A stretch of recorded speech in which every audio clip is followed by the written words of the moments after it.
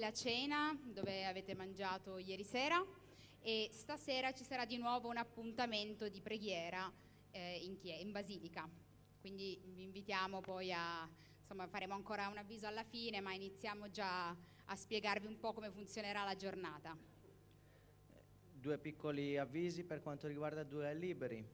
Uno del libro piccolo, potete seguire il programma del pomeriggio nel libro piccolo che trovate nella mappa, mentre l'altro libro è questo, che Federica vi presenta un poco. Ci hanno chiesto di pubblicizzarlo un po', è un libro che ci fa conoscere meglio tutti i gruppi della famiglia salesiana, scritto in più lingue, lo trovate all'accoglienza con un'offerta libera, potete insomma averlo e sapere qualcosa in più su questa grande famiglia che stiamo pian piano iniziando a conoscere, ma che è sempre più arricchente avere più informazioni, quindi chi lo desiderasse può chiederlo. Quindi cominciamo fra un po', scannate il QR, ascoltiamo una canzone salesiana e partiamo col programma. Vi chiediamo di accomodarvi comodi.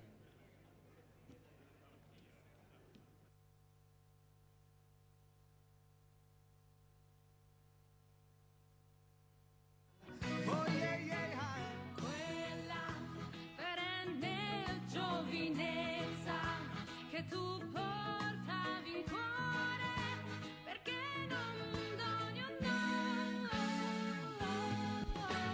Padre, Maestro ed amico.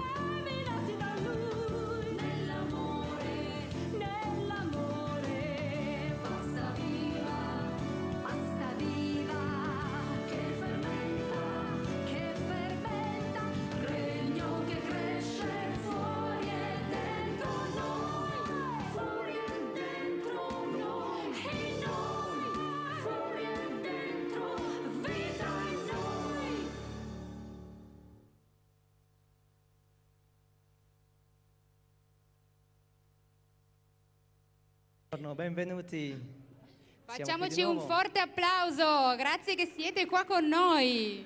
Un applauso perché?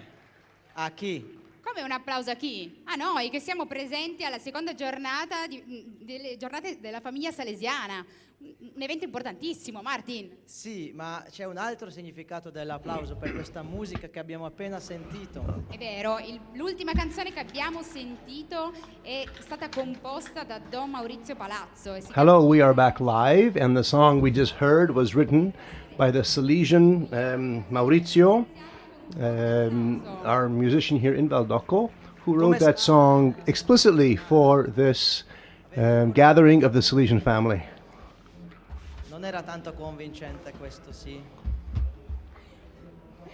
Bene, sicuramente la giornata di ieri ci ha stancati, ma noi siamo sicuri che We are avete plowing ahead in our days. Yes, they are full, the schedule is dense, but we are hoping that you are enjoying and benefiting from the various sessions. Allow us to remind you, italiani oggi sarà importante aprire la we remind you to connect to the translation app so you can participate in all of the sessions. avete avuto modo di scaricarla, di aprirla così, ci raccomandiamo di farlo prima della tavola rotonda. Così per l'inizio della seconda giornata vorrei chiedere a te, Federica, cosa ti ha toccato un momento, un pensiero particolare di ieri, tutto quello che abbiamo sentito? Beh, sicuramente il fatto che il nostro rettor maggiore ci ha ricordato come la nostra famiglia è bella proprio perché è ricca grazie alla presenza di ognuno, laici, consacrati, tutte le famiglie che fanno, tutti i gruppi che fanno parte della nostra grande famiglia, quindi questo sicuramente mi ha ricordato che ognuno di noi è importante e speciale, così com'è.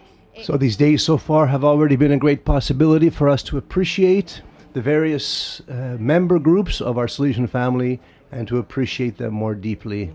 What struck me was a line from the Rector Major simply saying we have to begin with ourselves to become better witnesses of what it is God has called us to be in the various cultures in which we live, in the various youth realities that we are asked to animate with our particular expression of Christian leaven.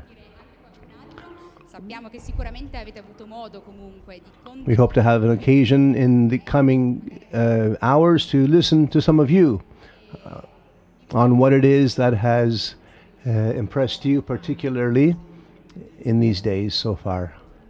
Con questo pomeriggio con Federica, quando abbiamo preparato questo pomeriggio, siamo When we were passati preparing this afternoon to get some inspiration, we walked through the rooms of Don Bosco, where one of the tour guides did a masterful job explaining that in the ultimate months of his life, Don Bosco had to be transferred from one room where he had been for 26 years to the room where he lived for 6 weeks, where he died. One reason for the transfer was so that he could hear the sound of the boys through the windows, the voices coming up from the courtyard below, the best medicine he could get. rumore. And so we're going to ask you now to create some of that youthful noise. Grab whatever you can, a pen with your voice, stomping on the feet. Let's make some noise. Let's let Don Bosco hear that we're here, and then happy to be so. Qui senta che siamo Let's qui. make some good Salesian noise in honor of St. John Bosco. 3, 2, 1, go! Noise, make noise, make noise.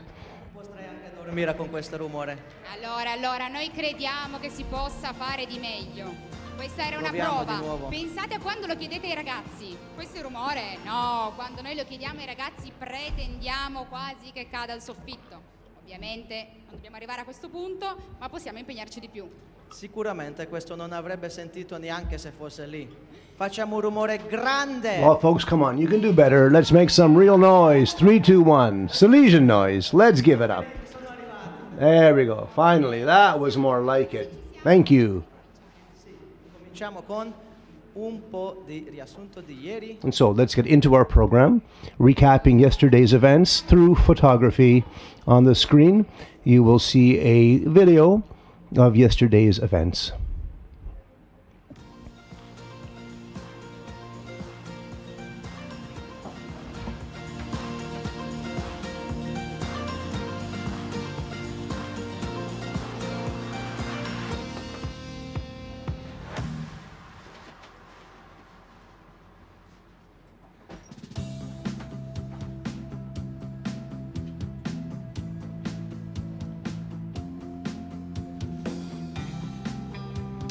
the reception area where all the welcoming procedures took place. A great team of volunteers came out to facilitate the process. Hi, I'm Luciano, and we've been waiting for you for such a long time. A warm welcome to all of you. Hi, I'm Laura. We have almost 300 participants here this year. 80 from from the Americas and from India. A warm welcome to you all.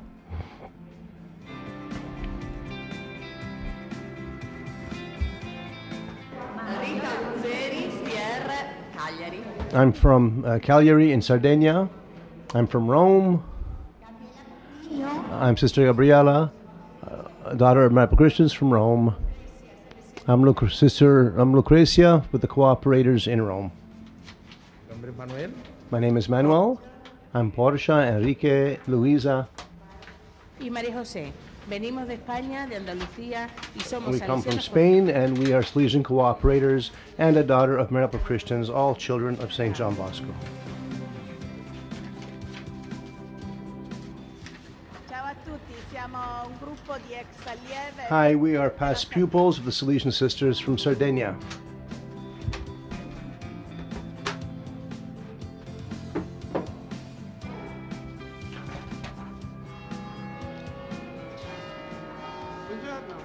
Hello, I'm Sister Carla. I'm the delegate of the Salesian Cooperators. I'm from the Netherlands. My first time in Turin. Hello, I'm Peter. I'm a Salesian, and I'm from North Belgium. I'm Sister Amira. I'm from Egypt. I'm a daughter of Marital Christians. I'm so happy to be here with Don Bosco for these days. Hello.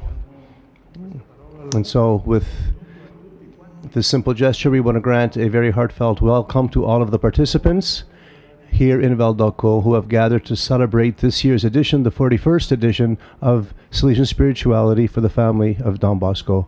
And we send out our greetings to the many, many of you, the thousands who are watching us through mass media and various platforms. Live streaming allows you to join us up close.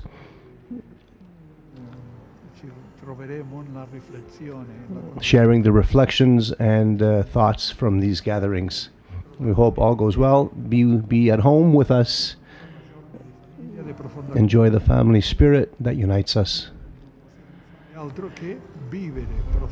The best we can do is to live deeply our belonging to this holy family.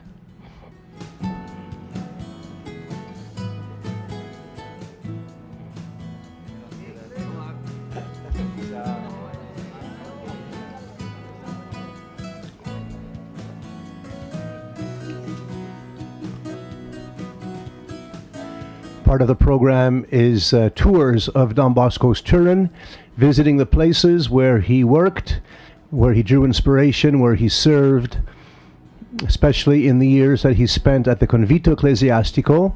This is the Cotolengo Hospital, Joseph Cotolengo's Hospital of Divine Mercy. This is the Consolata, where he prayed as a postgraduate, as a brand new priest, where he prayed for his mother when she died, where Joseph Cafasso is buried. And he had a dream where he saw his mother coming out of this church after she passed away, and she assured him that she was in heaven.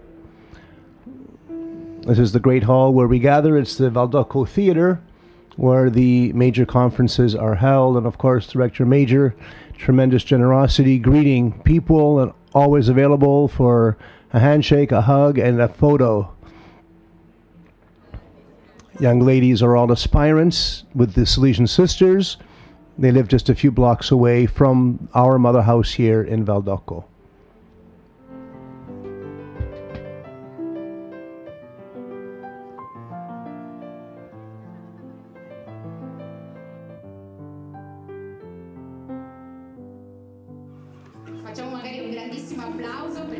So let's have a nice round of applause for that video reminder of our first day yesterday.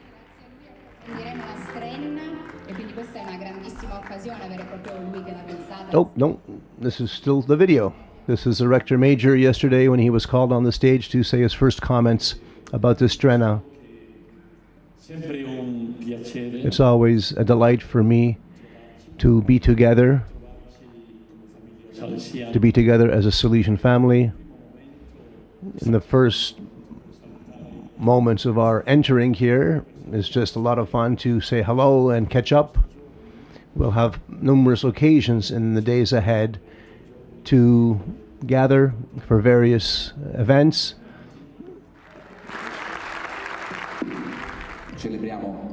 This is the provincial of the Piemonte region, which includes Val d'Aosta to the north, as well as Lithuania in northern Europe.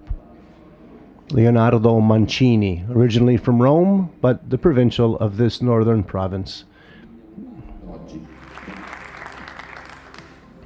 Jose Luis Playa, who is the world delegate for the Salesian family, commenting on the design that was chosen for the this year's Spirituality Days.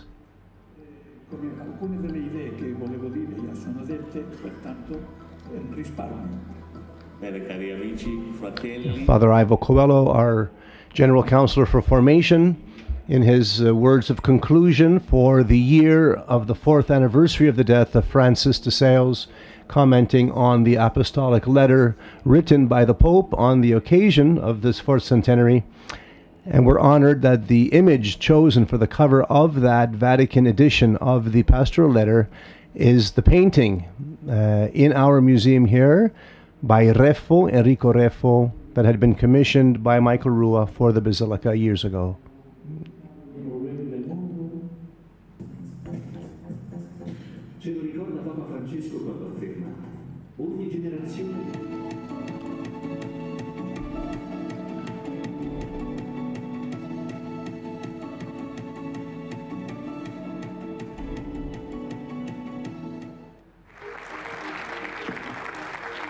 And these two fellows here are the artists whose creations were chosen. They created the images that were chosen for the posters and the publicity of this year's Strena, depicting the simplicity of family life in its various dimensions, cooking and cleaning and doing laundry, men and women, boys and girls and adults and kids all together.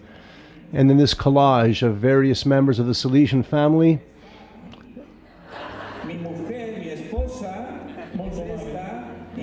The artist is commenting on the fact that the Ans publicity team modified his drawing, and in the original, he and his wife were together, holding hands. In the final rendition, they were separated, embracing left and right the whole group of Salesian family there. These shots from the magnificent Basilica of Mary Help of Christians yesterday culminated in a opening mass in the Basilica, presided by the Rector Major, with priests and lay people from all over the world joined in worship.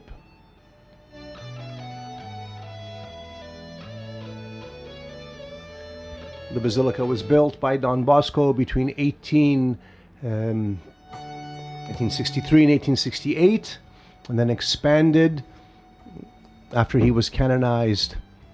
It's in that later renovation, starting from 1935 to 1939, that all the marble you're looking at was added. None of that was there in the original version, simply because Don Bosco could not afford it.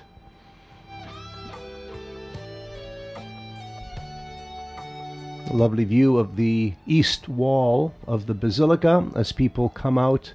This is after the 9 o'clock prayer service we had, the Via Lucis, the way of light. And that was the last episode of the day. Here they are, entering the grand hall underneath the Basilica. This is where the participants are taking their meals. Look at that dining room.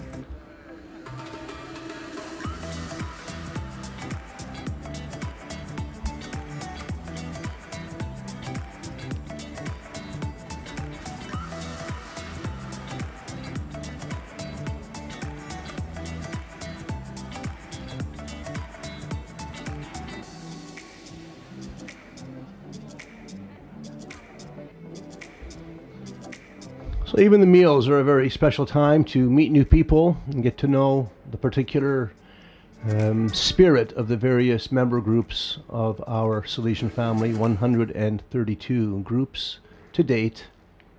A domani, che è oggi.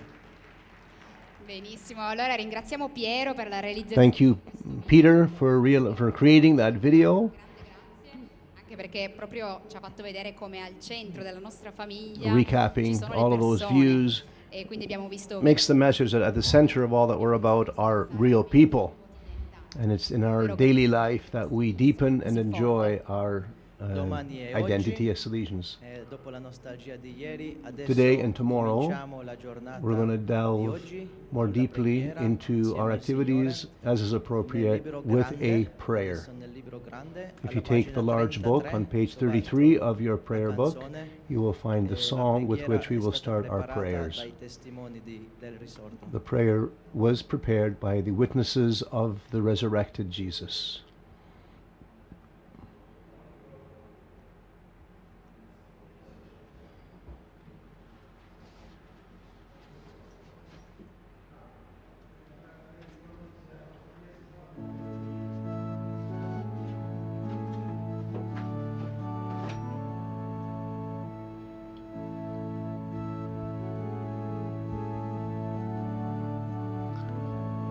Playing the organ there is Maurizio Palazzo, choir master of the Basilica, who wrote the theme song for the Strena event.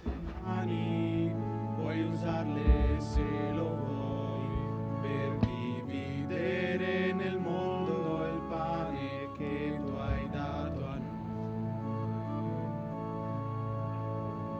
Solo una goccia hai messo fra le mani mie.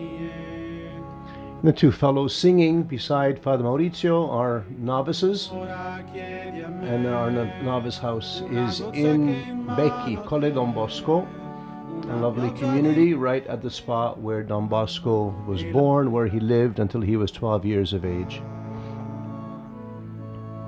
sulle strade il vento da lontano porterà il profumo del frumento che tutti avvolgerà e sarà l'amore che raccolto spartirà e il miracolo del pane in terra si ripeterà.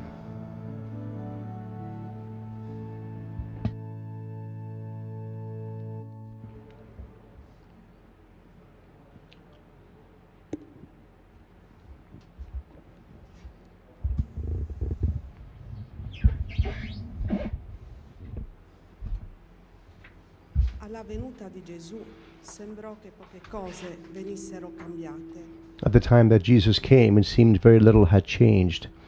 And yet it took just a little bit of yeast, the gospel message, for the entire story of humanity to be transformed, invisibly hidden, like the power of yeast in dough.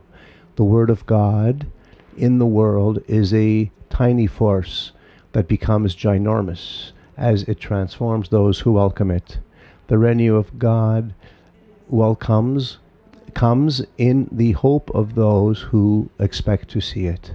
The gift of Jesus, he who in a very humble way transmitted to a world in need a hope that had never been experienced on earth.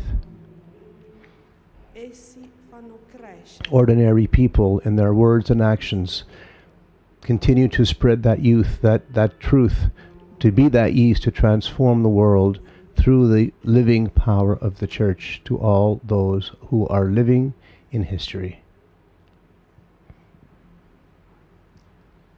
Again, Jesus says, the kingdom of heaven can be compared to yeast, which a woman took and kneaded with 3 measures of flour so that it all ferments.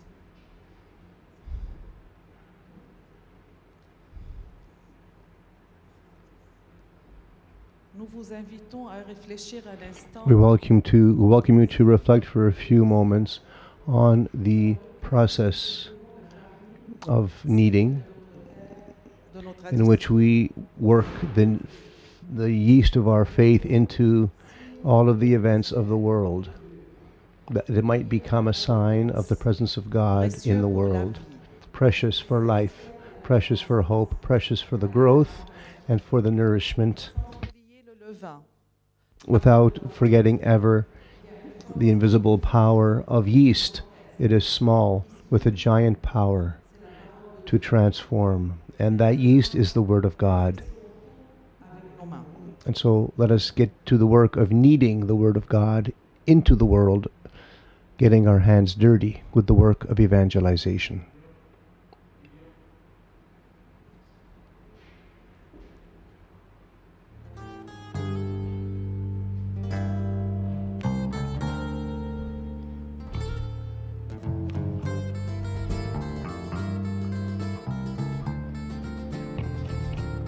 The invitation to all of us to get our hands into the kitchen and kneading the dough, as it were, for the transformation of the world through the effectiveness of the yeast that grows within us. God's Word, God's grace. From time eternal, God has been faithful to His Word, and He has never left us abandoned, providing all that we need through the Eucharist and through goodness on our table. Grateful for all that He has given us, let us pray in gratitude the Our Father. Our Father, who art in heaven, hallowed be thy name. Thy kingdom come, thy will be done on earth as it is in heaven. Give us this day our daily bread, and forgive us our trespasses, as we forgive those who trespass against us. And lead us not into temptation, but deliver us from evil. Amen. E non abbandonarci alla tentazione, ma liberaci dal male.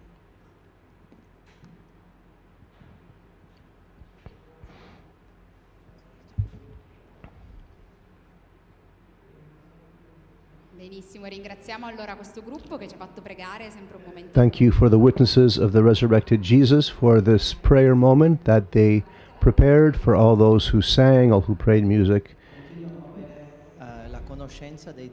We'll continue our process of getting to know some of the groups within our Salesian family. And so next up is the presentation of the next group. But first, a little game. What is the one group in the congregation in the Salesian family that was founded in 1948? It's a quiz. Looks like no one's going to pass.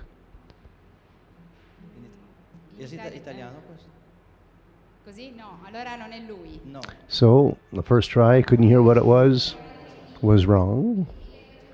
1948 in India, a branch of our Salesian family was born. 1948.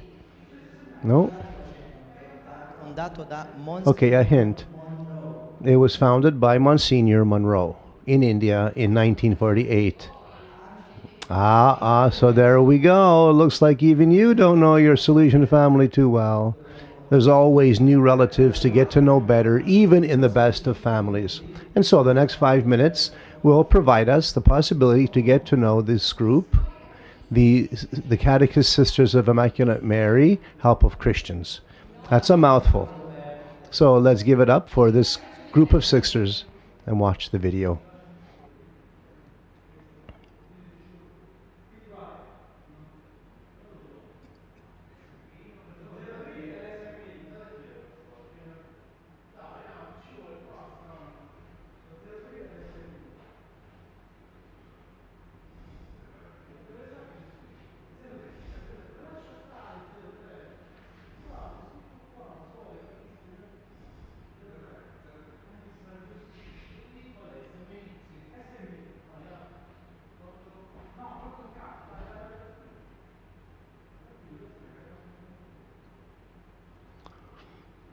Looks like the yeast is taking a little longer to rise than anybody.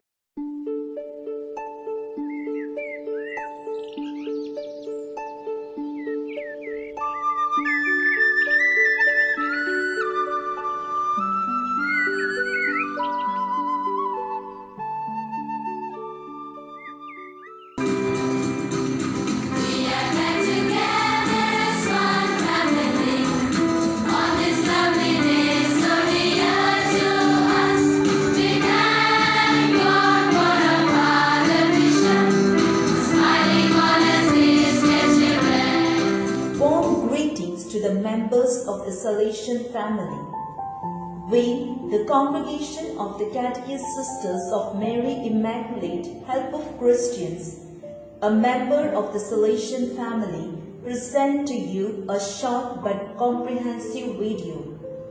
Our congregation, commonly known as Sisters of Mary Immaculate SMI, was founded on 12 December 1948 by Bishop Luis Laravo Moro, SDB, the 4th Bishop of Krishnagar, West Bengal, India.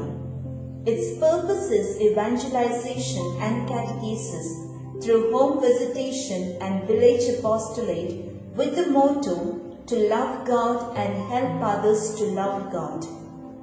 Our Reverend Founder, whom we fondly call Father Bishop, was born on 24 December 1892 at Weatherford, Texas, USA. Later, the family moved to Mexico. There, inspired by the happy fellowship of the Salesians of St. John Bosco in Puebla, he joined them in 1911 and was ordained priest in 1921. Soon afterwards, he founded La Buena Prensa, the Good Press, to promote wholesome literature and cinema. From 1922 to 1939, Father Moro served as Major Secretary to the Apostolic Delegate in Manila, Philippines. In 1926, he founded the Catholic Truth Society of Manila to publish Catholic literature mainly for youth. He became a popular retreat director, a prolific writer and publisher of a series of catechetical books, popular devotional books, and 9 textbooks officially recognized for use in schools in the Philippines. His esteemed book, Our Catholic Faith, is an exuberant expression of his catechetical charism. He continued to update and promote them wherever he was sent because of his ardent love for the Church and zeal for the salvation of all. In 1939, he was ordained Bishop of Krishnagar, India by Pope Pius XII at St. Peter's Basilica in Rome. As Bishop of Krishnagar from 1939 to 1969, he was a zealous pastor and missionary, an angel of God's love to all. He built up the diocese in all fronts. In his pastoral zeal and fatherly concern for people, he drew up precise pastoral plans that would uplift them as good Christians and responsible citizens. He was an active and effective father at the Second Vatican Council, promoting the use of vernacular and inclusive language in the liturgy, human rights, also as an ardent advocate of women's rights to bring about justice and peace in the world. Father Bishop was interested not only in the progress of his flock, but also in the overall advancement of all, irrespective of caste and creed. He rendered commendable services to the city of Krishnagar, especially as a commissioner of Krishnagar municipality for 12 consecutive years. He served as official visitor to Nadia District Jail, member of the advisory board of the government hospital, and as a consultant to the Indian Red Cross Society of West Bengal. He faced courageously and acted timely and tenaciously during the crisis of the Second World War, the disastrous famine of Bengal, the partition of India and Pakistan, and on several other such occasions. He was called home to heaven on 31st August 1987.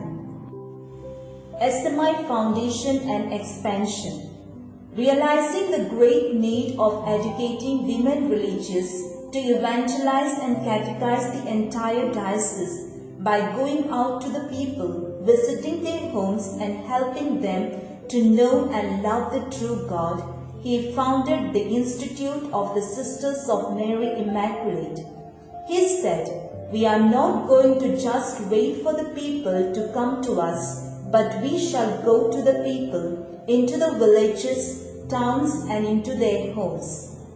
We fulfill our founder's mandate through our main apostolate of home visitation in towns and villages, and enhance it through our pastoral, medical, educational, cultural, and other activities proper to our institute.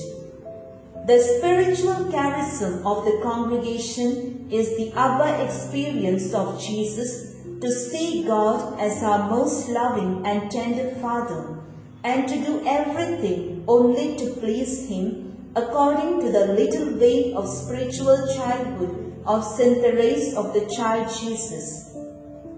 The apostolate of smiling is a unique quality our founder lived and imparted to us as a means of winning others for Christ.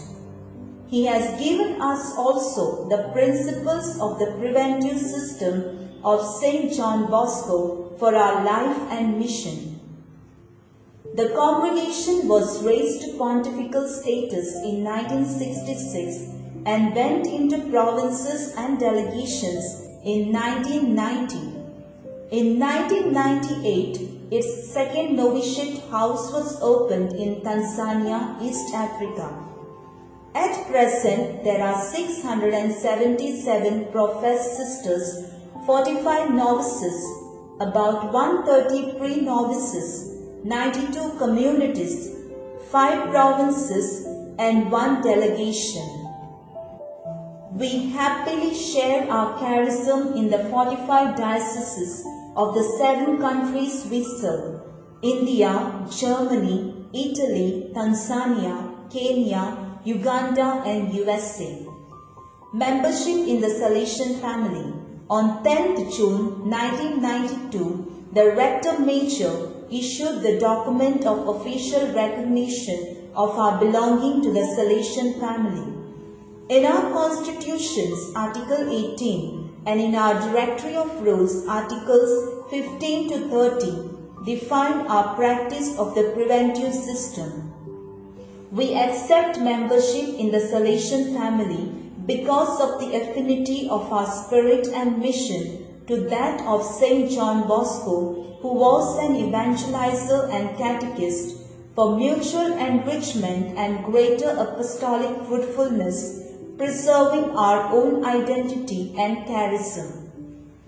Collaboration in the Salesian family mission. We collaborate in the Salesian family mission through the application of the preventive system of St. John Bosco in our life and activities, as explained by our founder, and by supporting the Salesian ventures of evangelization and catechesis as far as possible.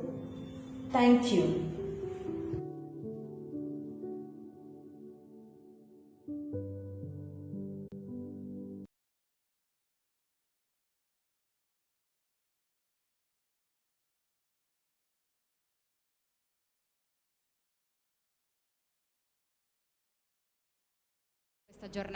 And so we get to the main event of today's gathering, the round table that we'll welcome here on our stage 4 speakers who will each address a different topic of the lay dimension of our Salesian family. Moderating our round table today with a bit of imagination. Okay, it's not round, but it's straight. But we invite Antonio Boccia to come up, and he will be the moderator of our events. Un grande applauso, ti chiediamo gentilmente di aiutarci a condividere. Antonio Boccia, the World Delegate for the Salesian Cooperators. Hello to all of you, and to all of you who are watching us on our social media platforms.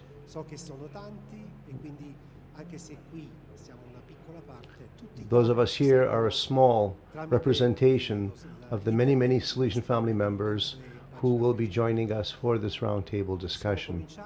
And so we are ready to start.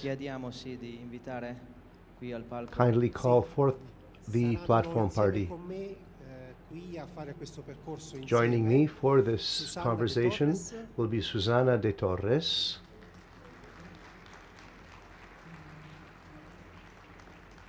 Renato Corsi, Pierluigi Dovis,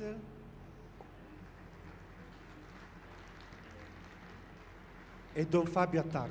and Father Fabio Attard, who you will recall was our World Delegate for Youth Ministry. Prima di iniziare con la loro presentazione in modo da conoscerli meglio, vi So ricordo before che we nella get into their cartellina che introductions, avete a invite you to disposizione look c'è into un your piccolo fascicoletto che dossiers, raccoglie un po' and there is a quello che page loro, there that will offer tratteranno you a little su summary 4 aspetti of della the vita aspects they will deal with in their tema respective delle giornate, presentations, ma tema della strenda principalmente. Quindi, all topics drawn io from lascio this year's la Trena. parola a And Susanna, so I che si invite presenta. Susanna to please introduce herself. Bueno, pues buenas tardes. Lo primero, muchísimas gracias bueno, les tengo que dar las gracias porque me siento pues, muy halagada y contenta de estar junto a todos ustedes. Me llamo Susana, soy española, soy de Madrid, soy profesora, educadora de un colegio salesiano de Madrid y bueno, pues mi vinculación con el mundo salesiano es pues desde siempre. Soy antigua alumna salesiana del mismo colegio en el que I'm trabajo. a Salesian past pupil Antes, at the de institute ser where I'm now alumna de teaching este colegio, or working. participaba en el oratorio, en el centro juvenil, cuando estaba en un colegio de religiosas. He sido niña del oratorio, fui I work animadora in del mismo a centro juvenil institute run by y ahora, religious pues, soy sisters. profesora. O sea, que puedo decir I que was desde an bien animator of pequeñita, the oratory, pues, so I have a siempre long he estado tradition of en Salesian work ever since I was este little. ambiente, ¿no? I've always been in a Salesian Dentro environment. del mundo salesiano, además, hablo muy rápido. Perdón. Me están diciendo. Sí. Ok, perdón. Dentro de mi experiencia en el mundo salesiano, además de participar So my rich en experience in Salesian actividades propias, ¿no? environments allowed me mi to centro participate juvenil, in many pues, events tuve la linked suerte to youth también ministry. de pertenecer I was really al blessed MJS to de España, belong to y the como Salesian Youth Movement in MJS, Spain. pues, participé activamente And as en part la of the movement, I organización also del encuentro participated del Papa in the San Juan planning Pablo II en Cuatro Vientos, allá en el 2000. of John No, Paul 2002, II to 2000, Spain o sea, in que soy mayor, 2002. soy bastante mayor ya. Even though y luego, bueno, hopefully it doesn't look like it, pues, I'm aparte older de than I look. participar en confrontos, campoboscos, también he tenido la suerte de I spent a lot of estar en summers la participating fiesta del in the MJS de Salesian summer camps Madrid, in Spain, y en el SIM Don Bosco, sí, en 2015. participating in Madrid's Young People for Young Y People, por último, en el as well as Congreso various youth days, World Youth Day Familia, experiences. organizado por el Dicasterio de la Pastoral en el I took 2016. part in the Congress for Families. Aparte de ser profesora y educadora, And so, bueno, he yes, sido I'm a he teacher coordinado and la pastoral educator. de mi colegio, pues In that 17 capacity, I've coordinated youth ministry in our o sea, este curso, ya, student residence bueno, pues he for dejado la 17 years. pastoral And del colegio en so I buenas left manos youth ministry y after sigo 17 years colaborando, in pero ya no coordino la the pastoral student de secundaria residence y general del colegio. Y bueno, pues ahora estoy dando clases, to ya he move subido más into clases. pastoral coordination in our high schools. Bueno, pues elaborando un proyecto de acompañamiento And en now mi escuela. I'm working on a project of Gracias. accompaniment of young people in a school environment.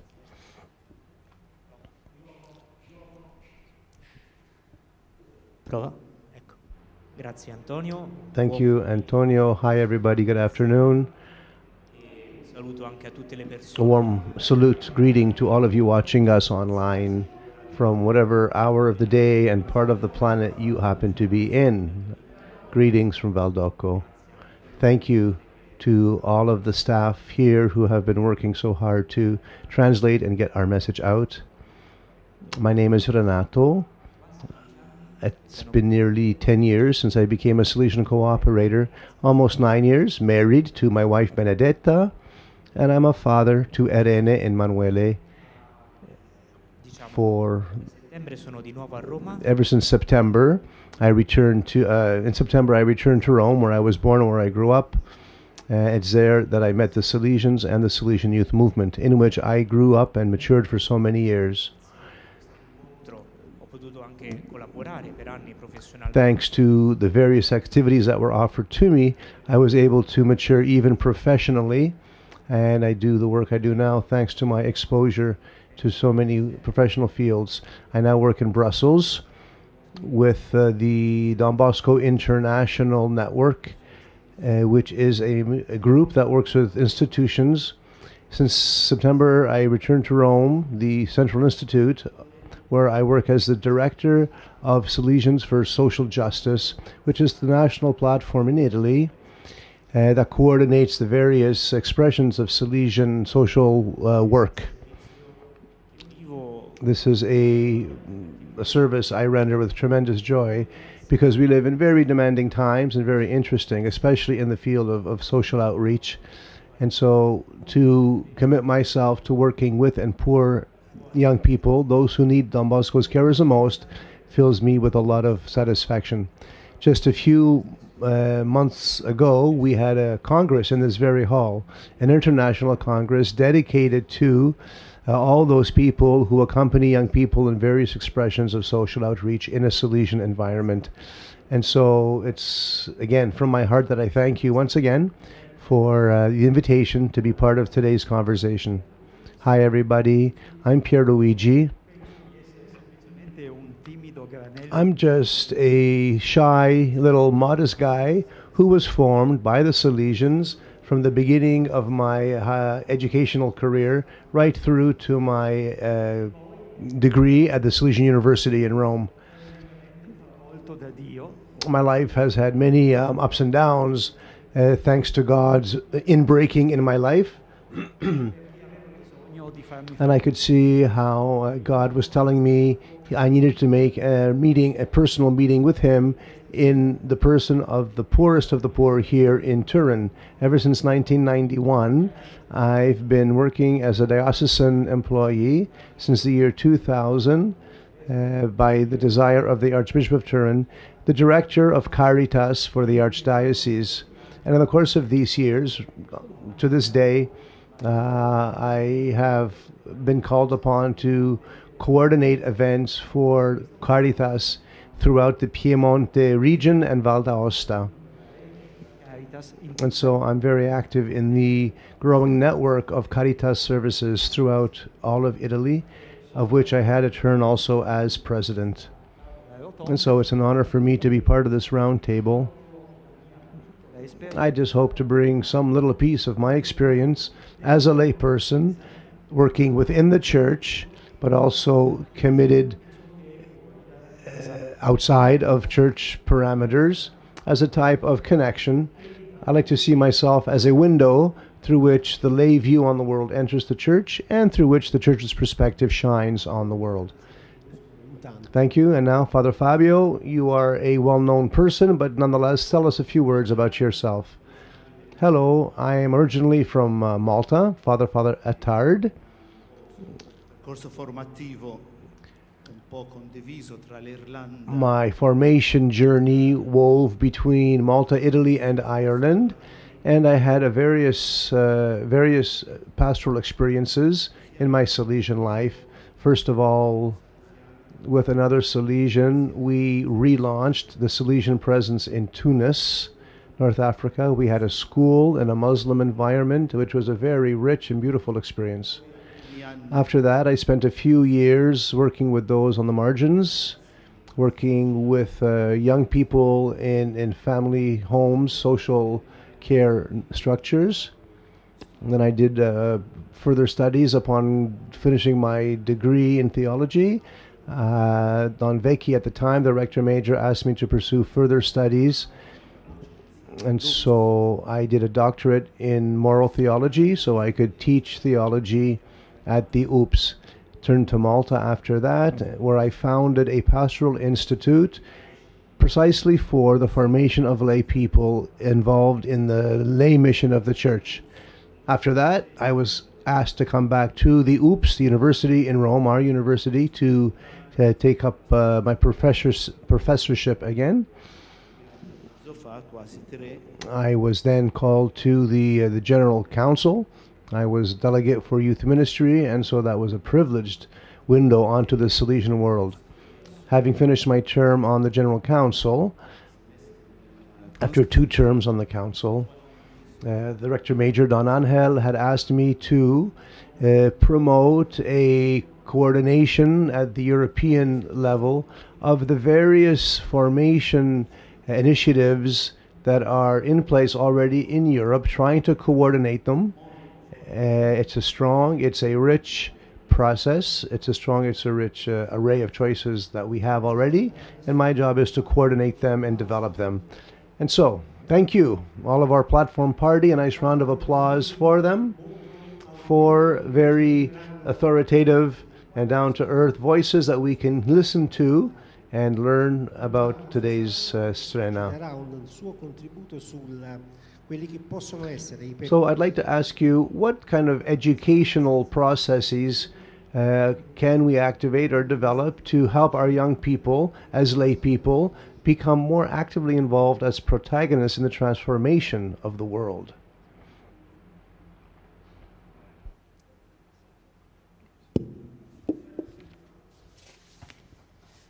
Muchas gracias. En la presentación se me ha olvidado decir que en la identificación no pone When I que introduced pertenezco myself, a I ninguna forgot rama de to la familia say salesiana, pero that soy I don't antigua alumna belong social. officially to a group of the Salesian family, También but as a se me past olvidaba decir que, pupil bueno, of the sister no schools, I feel very pertenezco much a at home otros grupos, pero in mi this madre environment. era cooperadora salesiana, mi abuela Adma, así que también, bueno, I'll add pues this too. estoy My en mother sintonía con is a muchos Salesian de cooperator, ustedes. and my grandmother Bien, pues is a como member decía of en la ADMA, like presentación, many of you pues muchas gathered here. gracias, doy las gracias por estar aquí. Me siento muy halagada y a la vez un poco, I had my own words of como bien thanks for the saben possibility of mis being here. I feel compañeros, honored to be estoy part un of this poco panel. nerviosa pues por compartir palabra I'm a little bit nervous too. que tengo al lado. En esta tarde les puedo ofrecer mi experiencia, And que es so, lo que les this que les afternoon, vengo I would a like to share an realmente, que experience es lo with que les you. puedo ofrecer, ¿no? Y ojalá que alguna palabra que les dirija, bueno, pues les Drawn from my ayude a experience, reafirmar, I'd like pues, to leave with you. su vocación Hopefully it'll salesiana, ¿no? nourish your own Que todos somos reflections signos y on our portadores Salesian del amor de vocation Dios as a leaven. los jóvenes. We are all signs and bearers of Bien, God's cuando love recibí to la the young. invitación de Don Playa, When I was invited madre from mía, Father Playa to ¿qué join puedo this aportar panel, I thought, well, what can I de la familia possibly have to salesiana share 2023? to the Salesian Spirituality Family Y Days? luego ya después de eso pensé, ¿y cómo puedo After a bit of contribuir? hesitation, I Voy said, a okay, pararme no, poco a poco this is what I can share. en el tema, ¿no? del que supuestamente les voy a hablar, ¿no? ¿Cómo puedo contribuir a la reflexión sobre los procesos educativos para fortalecer Thinking a los about the jóvenes, educative los jóvenes, processes la that we can sensibilidad para develop to convertirse empower the en young laicos people protagonistas to de la become transformación social. lay people who are protagonists actively Y dije, bueno, building a voy a more pararme y voy a Christ-inspired buscar world. el significado de proceso y voy a empezar a centrarme, ¿no? And so, let Y me antes de see ponerme a if escribir, I pues can busqué say en el something diccionario about this el process. significado de la palabra proceso y rescaté algunas de las acepciones de los significados que tiene la palabra proceso y me quedé con estas. Dice 1, acción de ir hacia adelante. La segunda, transcurso del tiempo. I'm translating La from a tercera, translation and it's just not coming through, sorry. fases sucesivas de un fenómeno natural o artificial. Y la cuarta, acción de seguir una serie de cosas que no tiene fin. Así que después de leer todas estas And so one of the things we need to do is not draw people into a process that is artificial or doesn't seem to have any obvious outcome to strive for. And so I chose my own definition of the process, a series of events and activities that continue into time and don't have an end in themselves. But still, I did not like this definition, because it had no clear objective. And so, what possible objective could I articulate for Salesian youth ministry with young people and adolescents? Pues para mí está claro. And so, this is what I came up with. la I'll try salvación de los to niños y jóvenes que summarize Dios it like nos ha this. encomendado a cada Damihi uno de anis nosotros. animas tolye. Es cierto que cuando hablamos de, o por lo menos particularmente hablo por mí, ¿no? It's Cuando true hablamos that de when at times salvación, we speak, es una palabra, it's difficult ¿no? to que put this dices, into ¿cómo practice. aterrizo yo en el día a día, ¿no? Esto de la salvación, ¿no? So how can I Y possibly render además this cuesta concrete bastante in y my además daily por lo que la activities? experiencia que yo tengo, pues ahora mismo, bueno, hay bastante frialdad, o por lo menos lo que yo percibo, ¿no? Frialdad en los chavales, en los jóvenes. Based on my El experience, tema religioso, when you work with young people, at first you come up against a coldness and indifference reflected in the faces of young people when it comes to talking about any questions of faith or religion. And so how do you start to talk about the salvation of one's soul when they have no interest in pursuing a conversation that is God-based or religious? And so I asked myself, do we know how to save young people in the way that they need to be helped? I think we're in a moment of tremendous change, and our traditional schemas and procedures are outdated and don't work anymore. Today's young people need us, they do, and they ask us to maybe tweak our own ears to hear what they're saying and to open our hearts to receive them as they are. So when we speak about pastoral processes in our school, drawing on my experience, I can offer this. I see perhaps as an image 4 concentric circles that reflect the life of our young people. These 4 concentric circles each have a name, which are the essential pillars of the Salesian system. And so the external circle, the courtyard, the next circle coming into the center, I call it home. The third one in is school, and the one at the center is called church. Just reconfiguring the traditional 4 components of the oratory, and I will proceed to develop each of these. The external circle, the courtyard, the playground, represents an environment, pastoral work that creates a spirit of celebration that proposes without imposing. A pastoral work that is vibrant through the charism of Salesians present to the young,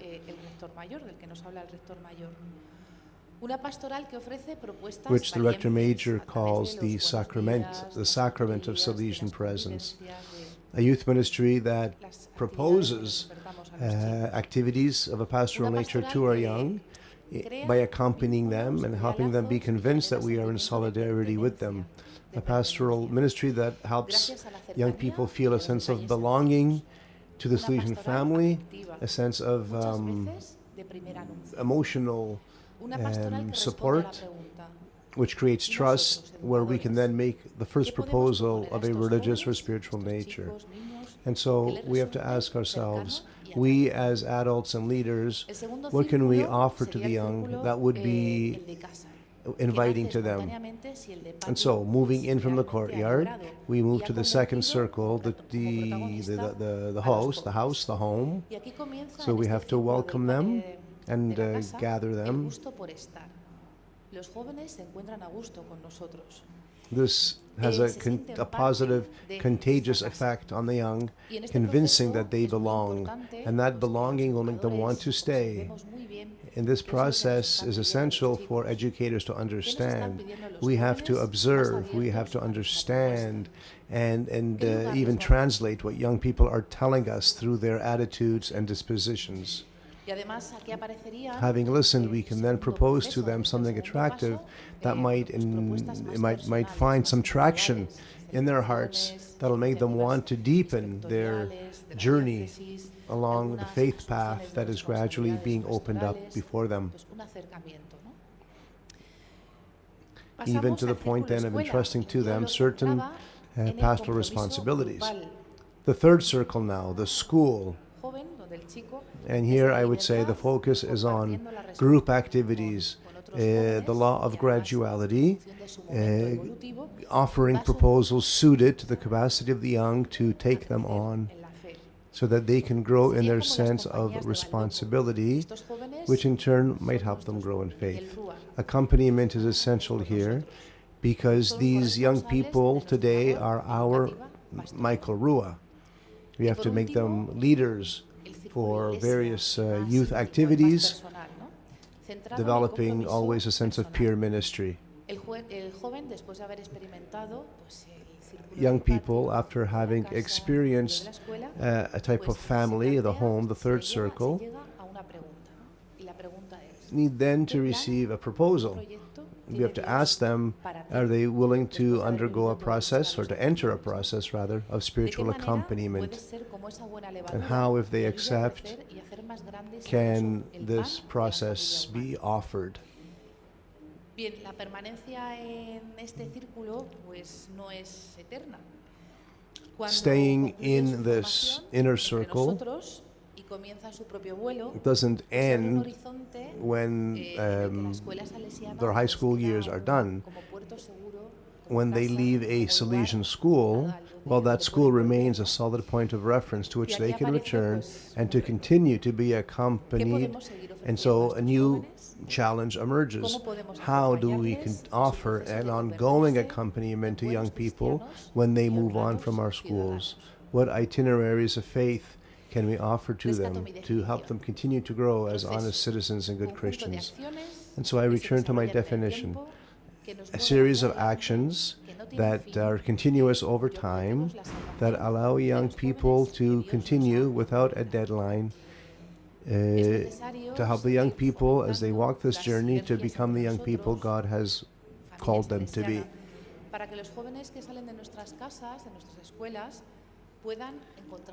I think our focus has to be on the exit of our schools. What do we prepare the young people for? How do we equip them to journey in faith, to mature into adult men and women after they've left the supportive environment of our schools? I conclude, and I use not my own words but those of Don Vigano.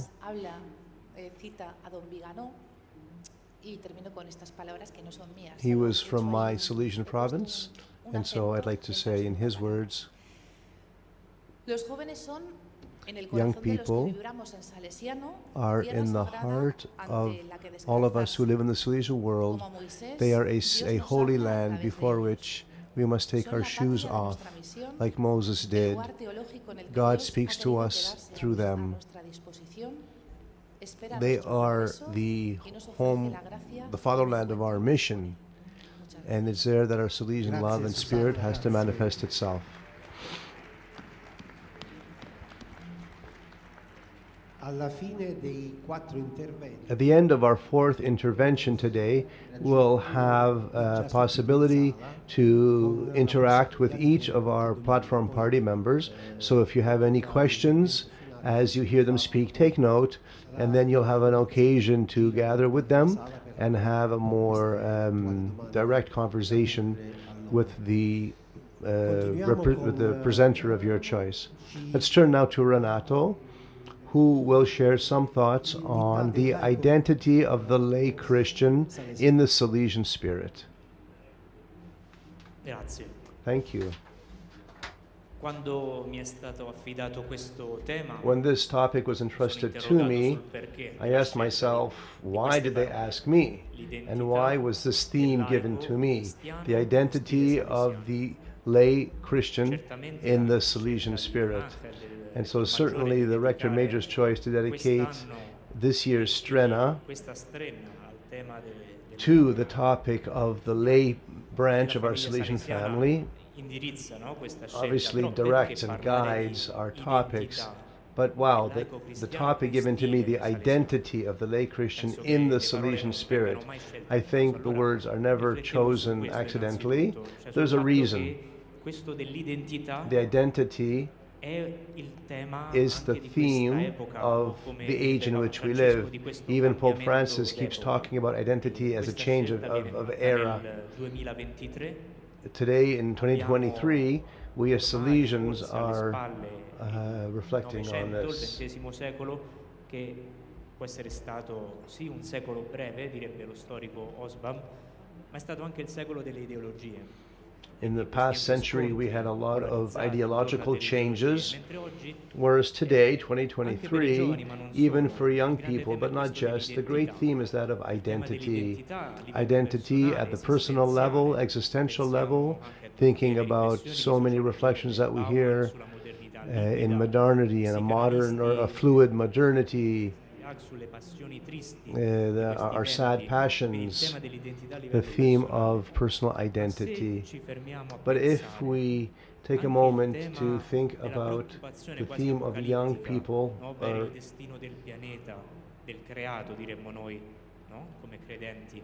if we consider our identity in terms of the last things, there is a question: who are we on earth? Why are we here? Come dietro a quelle passioni tristi, a questa modernità liquida, c'è anche il tema di dire chi sono io. Just like in the theories of liquid modernity, there's a question, who am I? For many young people, a key question is, who am I for you? And so, recognizing one's identity vis-a-vis the other. The theme of identity needs to be asked for the layperson in the Salesian spirit.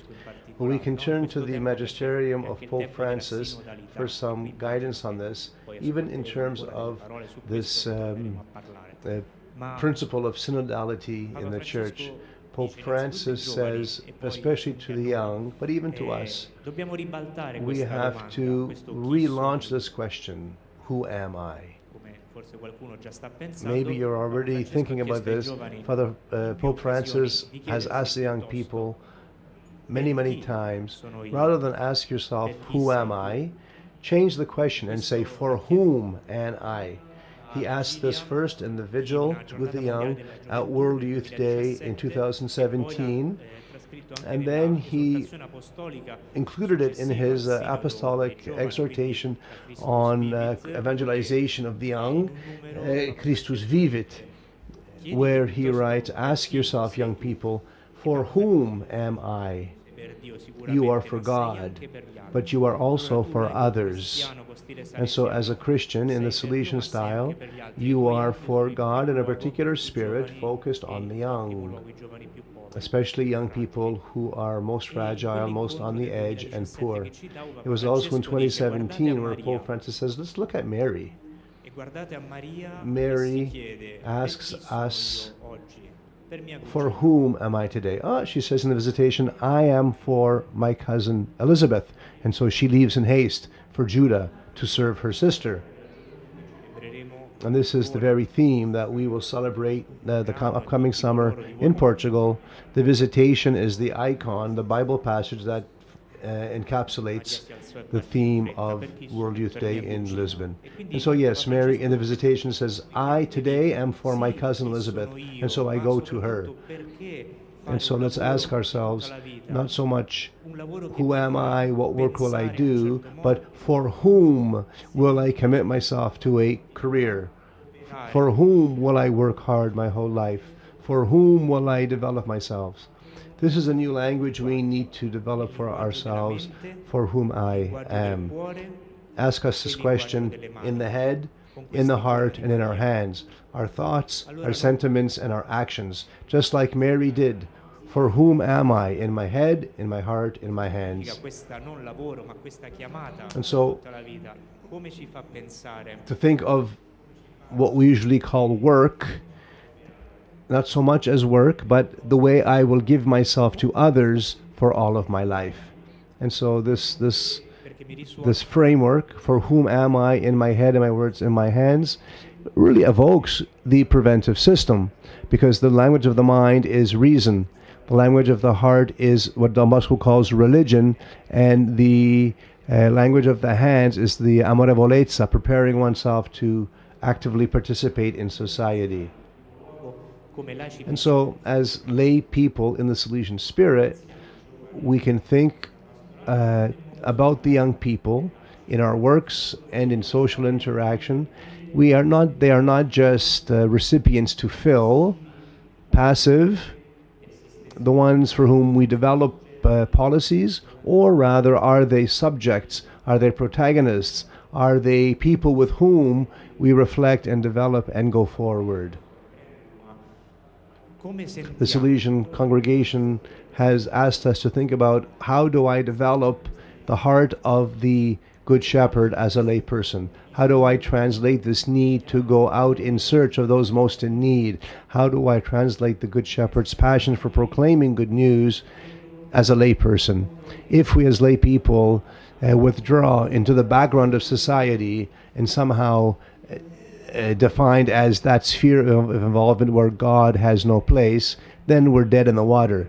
Better to think about the lay dimension of the Salesian family as that population that shares in a spiritual intelligence within the church that communicates in a different way.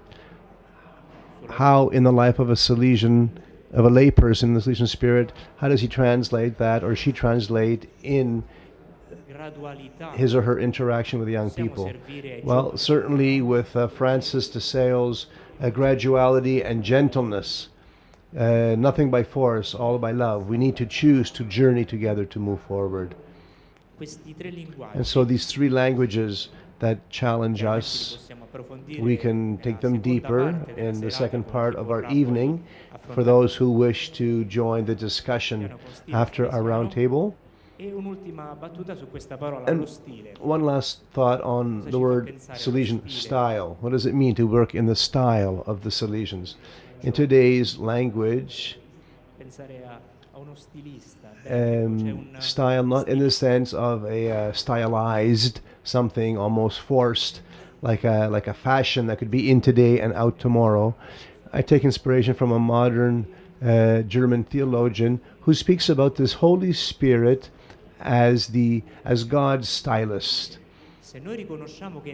If we recognize that in our baptism, which is central to our call, if we recognize that in baptism we put on new clothes in Christ, the Holy Spirit is God's stylist who in time and space designs for us the color, the cut, the fabric for this time and this space.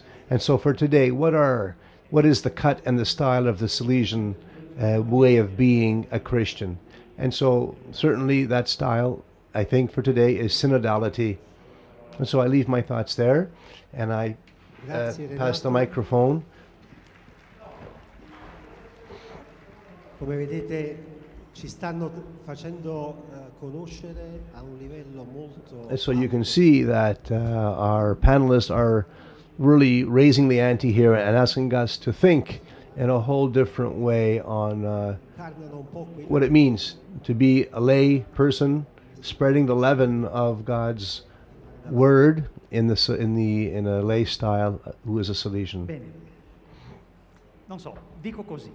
So to begin, if the environment in which a Christian, a priest, lives is the sanctuary space of the church, where he has his place to preach from the pulpit, and his tool drawers are full of instruments for sanctification and government. Is that the church we want? Or if religious, if their space is the closed garden that is focused always on the kingdom of the future and use the instruments of the radical call of the gospel, what is in the toolbox of the lay person? Well, our playground and our tools are those that we call profane. That is not a bad word. We needn't be afraid to use the word profane. The vital setting for the vocation of the lay Catholic is the profane, understood in the strict sense of the term. What lies outside the temple or church, pro means ante, before, e fanum, temple or church, the lay space, l'espace du profane, espacio de laico. The privileged place from which to begin to proclaim the kingdom is the sharing of solidarity. And the available toolbox for the layperson in that profane space is professionalism. Professionalism. And so, from this flows at least one great consequence. The profane, as the lay Catholic's vital habitat or environment, cannot be looked upon as if we are tourists observing it, travelers passing through it casually, and always fleeting, nostalgic guests from elsewhere, ready to return home, prisoners uncomfortably and passively looked up in it, or clever terrorists doing everything to blow it up. Jesus' indication that the disciples are in the world but not of the world, John chapter 2, this does not refer to the profane in the way I'm using it here. It refers to the evil mentality that transforms what is outside the church into what is against it, distorting the order of creation. Therefore, the profane, as our natural and innate habitat, must see us as its inhabitants. It's not a bad place to be in the place that is profane. It's our national habitat where we live with an especially strong and convinced characteristic. We are in that profane space with love. Vatican Council II translates and summarizes this attitude with the opening phrase of Gaudium et Spes. I quote, "The joys and the hopes, the grief and the anxiety of the people of this age, indeed, nothing genuinely human fails to raise an echo in their hearts." Gaudium et Spes. Traditional ecclesial activity describes it with the term pastoral charity. That is the praise of the shepherd who loves his sheep. He guards them, stays with them, knows them, makes them grow, cares for them, engages with them, takes risks for them. And so, in terms of Salesian spirituality, gives this depth in three specific ways. One, a style of presence, a manner of presence. Abbiamo un compito di vivere la carità pastorale nel modo con cui il pastore ama le pecore. Vale a dire, we lay people have to live our pastoral charity in the style of the Good Shepherd, watching over them, staying with them, knowing them, getting them involved with them. This is what it means for a lay person to dwell in the space of the profane. And so I don't want to preach to the choir, but from the point of view of Salesian spirituality, there are so many elements that help us to deepen this. For example, our style of presence, a willingness to be in the profane by getting involved, like we do as educators with young people, which is the implementation of the preventive system. And that is not just to make good Christians and honest citizens, but also to make the world grow, to make the world develop in goodness. Secondly, when Don Bosco said to Don Rua, when he sent him as director to Mirabello, strive to make yourself loved. Strive to make yourself loved. In Piemonte, there's a Piedmontese expression, strive, studia doesn't mean just in the head to study, but make yourself capacitated for. And so this is at the heart of our Salesian charism. Make ourselves lovable, make ourselves attractive, not repellent, which is the secret of the typical love of the Salesian charism, of that amorevolezza so recommended by Don Bosco. A lay person who is not lovable is not an evangelizing lay person, just like a Salesian who is not made lovable is not effectively living his vocation. Something else, what Don Bosco teaches us. Love what the young people love, the profane love, so that they may love what you love. A paraphrasing of Don Bosco, which is the educational perspective proper to the spiritual and pastoral experience of the Salesians. We have to love the profane, otherwise the profane will never love us. So the spiritual religious value has to love what is profane, otherwise the profane will never have an openness to what is spiritual and of God. Vi faccio un esempio. Se voi dovete cucinare e in cucina And so, another thought, the need for consistency. Let's be careful here. The profane needs to be treated consistently and must be experienced and brought alive with its own language and tools. Otherwise, it gets disfigured. We shouldn't use a carpenter's tool in the kitchen, and we don't do well to take a kitchen utensil into the carpenter shop. They would be ruined.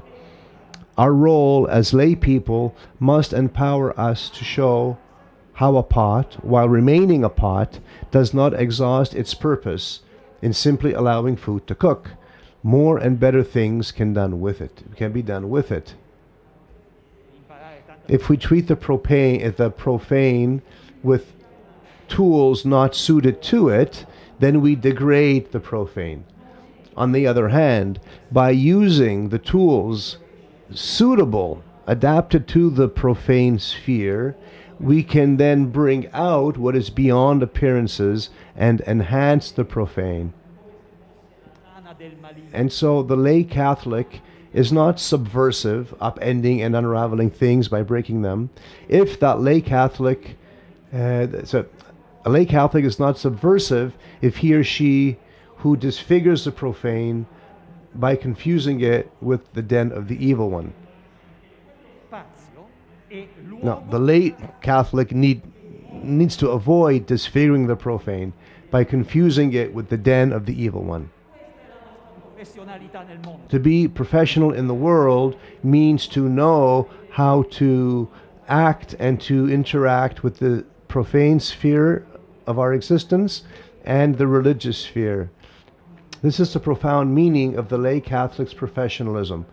The individual's expertise, the challenge, the lay person's pulpit, knowing how to take advantage of the tools and capacities of the profane sector to enhance that sector with ever more deep values and ever broader horizons in three specific areas: in social relationships, in the expression of our professions, and in cultural debate.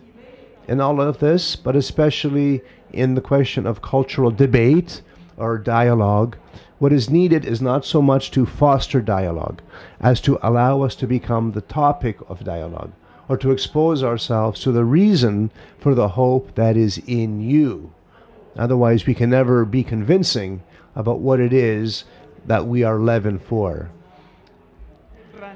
In such a highly heterogeneous and unstable setting, today's society, the role of the lay Catholic cannot be limited to that of a crusader who wields non-negotiable values, who's fundamentalist, but he needs or she needs to take on the role of a mestizo, a type of cross-breed, a mixture, an intermarriage of two worlds. Qualities of this intermixing produces patience and perseverance in getting people to see that the values of the gospel, the values of the good news, are important for everyone, not just for those who have already bought into them. And so, the next level of reflection, everything needs to continue to the same goal. There are no neutral areas in the profane where the disciple's objective is concerned, which is essentially encountering Jesus. Each and every element of the profane is a moment of encounter, even in the profane sphere. And this is what good news is. All these moments are not so because we charge them with religious meta-meaning or with devotionalism, but because they are already capable of being an encounter with Jesus, because they are so already in their own right by virtue of creation. Living the conjugal relationship in the family as an encounter of Christ. One of the greatest risks is to try to treat the laity as clerics, the temptation to clericalize lay people, all the more so if the worldly matters are involved, because this takes us away from our vocation.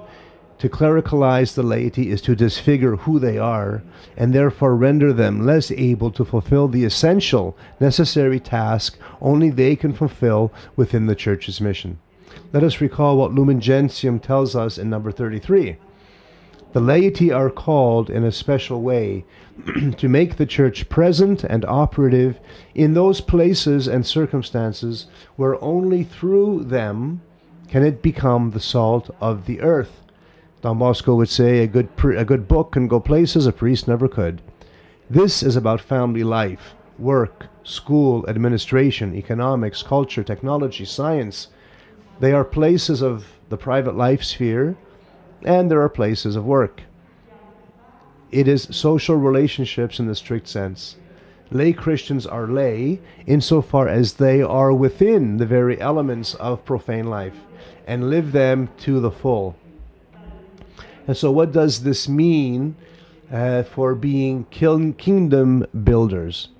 So, rather than being sent into the world to establish the kingdom where it does not exist, as if it were a conquest and we lay people are unskilled workers in the kingdom, instead lay people are planted in the temporal order as skilled kingdom builders, whose task is not so much to bring new things in from outside, but to reveal from within the profane sphere those elements of the kingdom already rooted in the soil of the profane, the very ground we stand on. We are called to be witnesses of truth, not creators of it.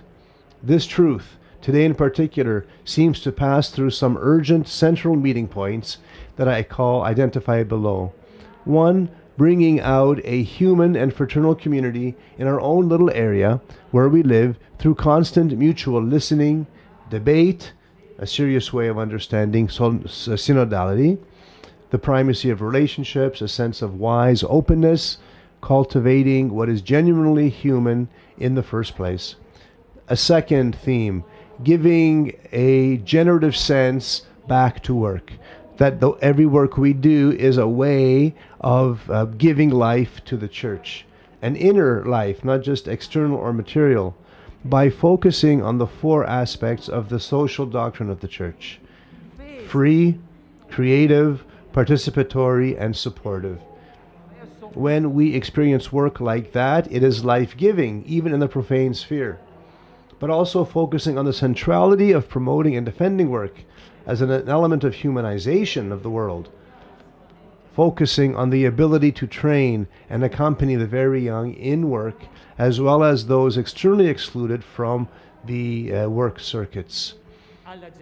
Third element, never again being alienated from civil involvement in the management of public affairs and building up the common good.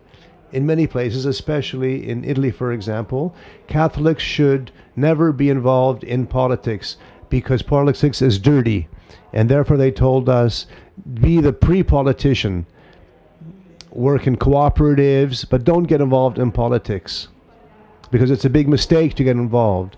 But no, this is wrong. We must get involved precisely as lay people, the duty of committing ourselves to politics at every level.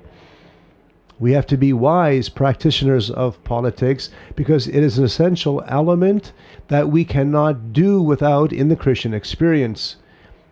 Politics is the greatest act of charity that a lay person can exercise.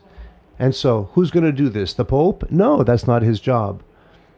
But it's the role of the lay people to do. Finally, we must continue to get involved organically and systematically in the expanding of the economy of the gift, because gifts generates bonds, connections, communion between people and territories, between economies and social growth, between the North and the South Poles and the countries in between on the planet.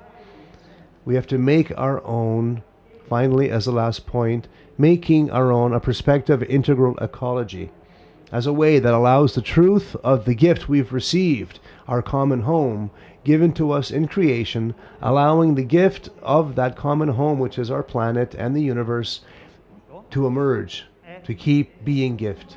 So the current focus on ecological transition is not superficial or cheap environmentalism.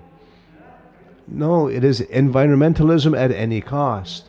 But it is the conviction that we must correct the relationship between creatures, which implies a change of personal mentality before choices of which direction to go in at whatever level of governance. Finally, in conclusion, lay Christians guided by Salesian spirituality are particularly called to be fully part of this understanding, to be involved, which means committing themselves together, similar to the term solidarity, for and with the profane. Being involved necessarily brings the issue of contamination with it. We thank God for the good kind of contamination, like cross-pollination, that results in growth. For the bad kind, which destroys, it is essential to rebuild areas of community discernment, without which the action of lay people outside the church risks being a game of one against all.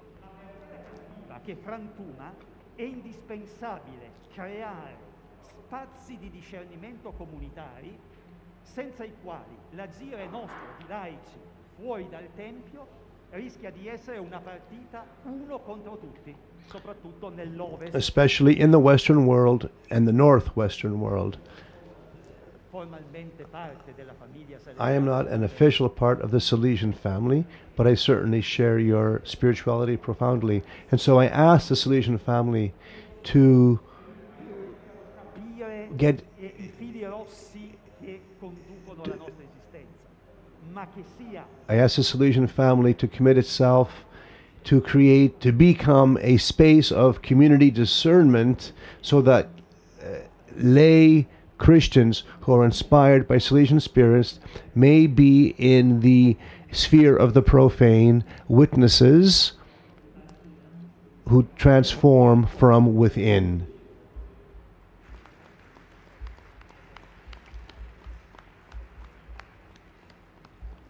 E adesso Don Fabio Attard ci darà una visione di quello che è il momento attuale dei laici nella And so Father Attard will now give us a little snapshot how he understands the role, the present state of lay people in the church today. Thank you. It's been lovely to listen to the witnesses I've just heard. I hope not to take anything away from them. What was asked of me as a topic was to share something about the church's journey. What are the principal priorities of the church which are nourishing the ecclesial experience as regards the role of lay people? We have heard the call of Vatican Council II, Gaudium et Spes, Lumen Gentium. It would be interesting to look at the figure of lay people in the believing community, not as a problem that has emerged only recently, but rather as a challenge that the faith community is taking seriously. This requires a process.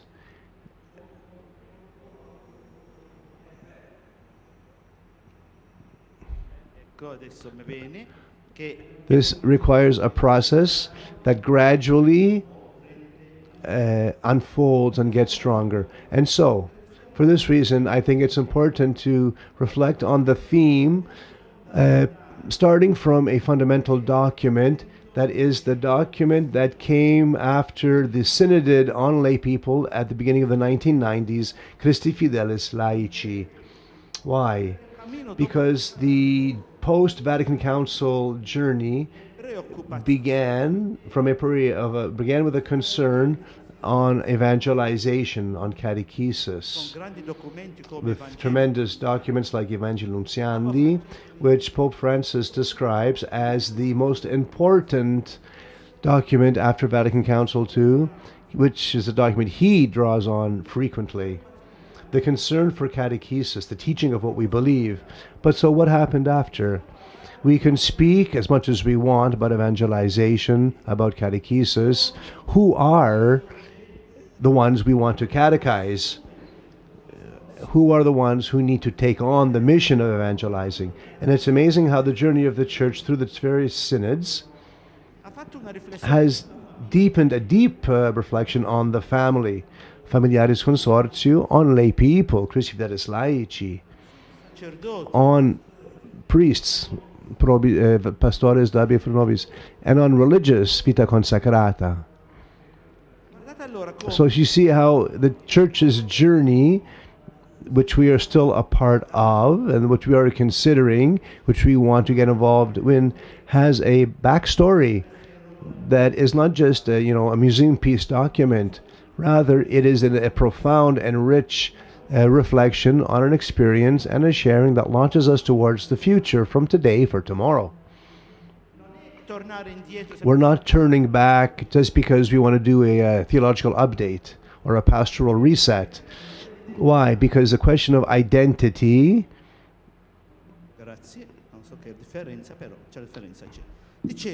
the theme of identity, of which Renato spoke,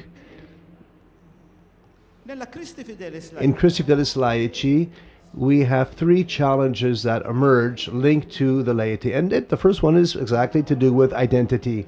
We're talking about the end of the 20th century, the collapse of many ideologies, where fluidity, to use that word, fluidity has taken away our sense of belonging in the name of relativism, where everyone can do what he or she feels. We have abandoned our young people without a solid point of reference. And look what happens. The first challenge then to emerge in Christi Fidelis Laici is precisely that of identity. Who are we? Who are we? Now let's pay attention here, because for us Salesians, male and female, I'm not going to go too deep into it now, but we'll do it later. The risk is that we go right into what we do. There's a crisis, there's a development, bang, let's do something. We got to do. What's the risk in that? We let ourselves to be led by the things to do, with the tremendous risk and danger of forgetting why are we doing what we do, and what is the motivation for what we do,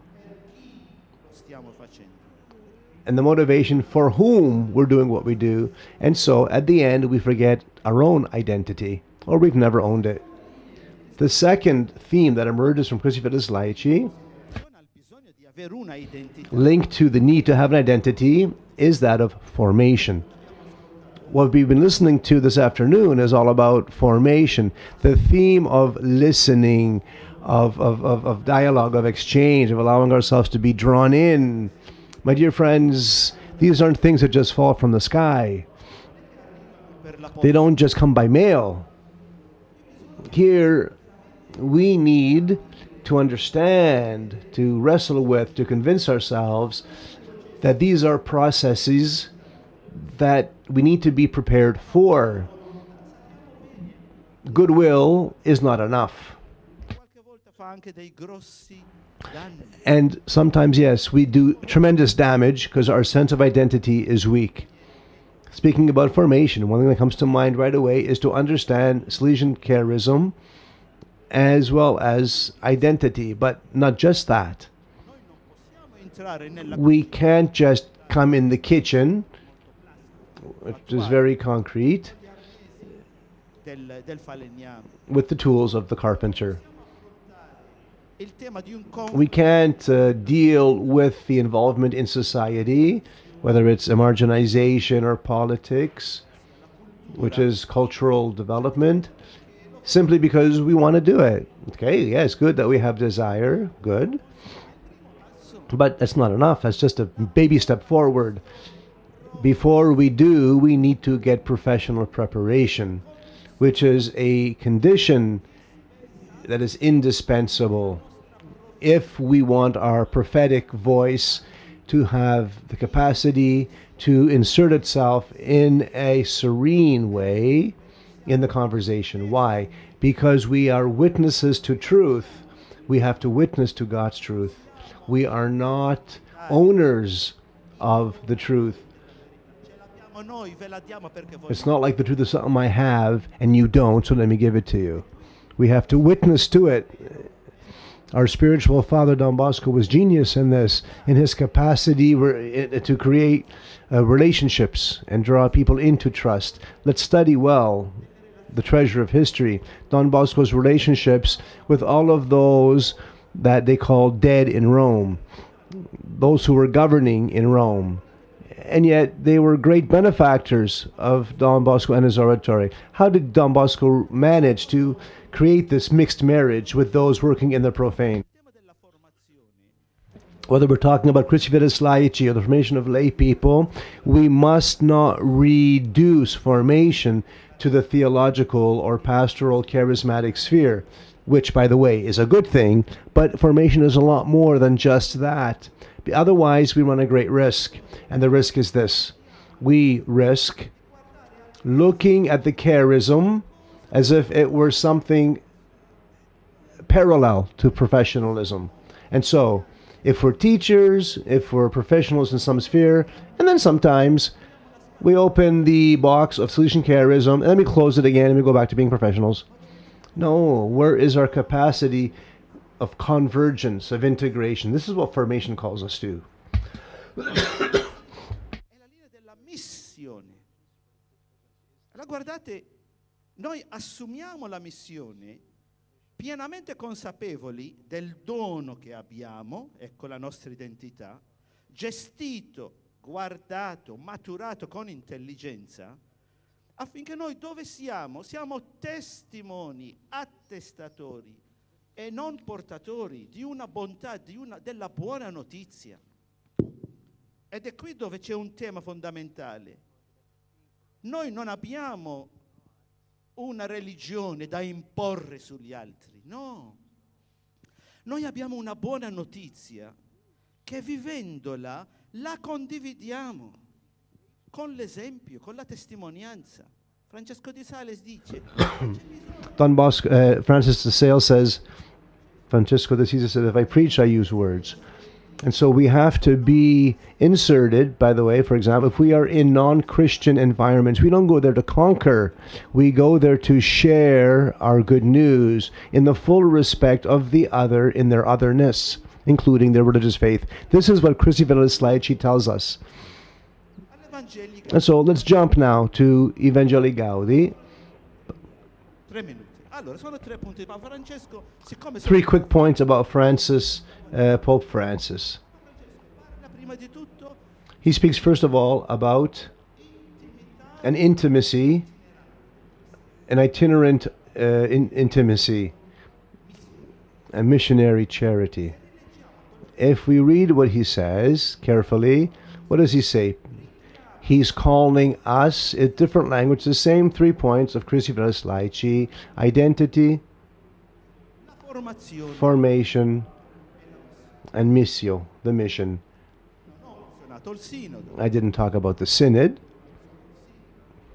non perché non abbiamo tempo. not because we haven't got time, but because the theme of synodality, to which was already alluded, let's be careful here, because, oh, synodality, not interested. No, we could not be more mistaken.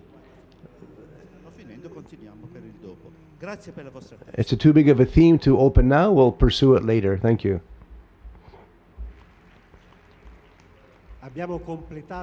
And so that concludes the 4 presentations for our round table. Time is always tight, but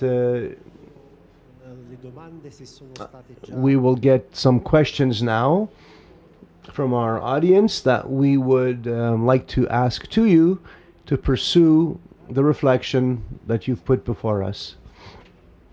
Sulle cose che ho messo un po' in evidenza su quello che avete detto.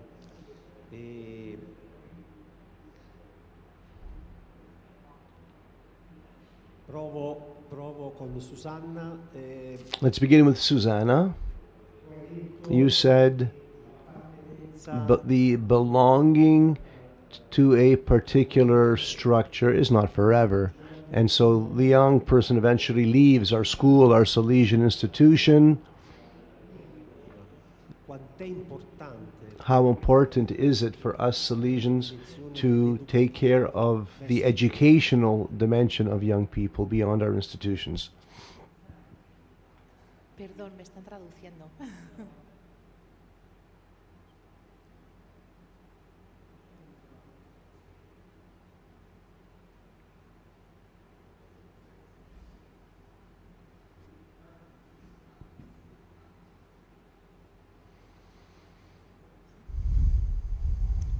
Es un reto para los que It's a challenge trabajamos en escuela. for all of us who work in a school. Antonio, nosotros nos gustaría que nuestros alumnos, nuestros antiguos alumnos, Of course, our wish is that our alumnus leave our school and still have it in their hearts as a home to which they can return. A home which encourages them to plunge into life courageously. Our hope is that they graduate from our centers who are young men and women who are sensible, sensitive rather, who are compassionate, and who are ready to take on commitment, who are ready to work to transform the world for the better. How do we achieve this? Well, I don't know. But certainly our centers can't just be a happy memory, a nostalgic phase of my formative years. It's not enough that they go away saying, yeah, I had a good time there. But I hope it's more of a type of diving board that our centers help them to plunge into life. A question emerged from the audience. Maybe Renato or Luigi could respond to this.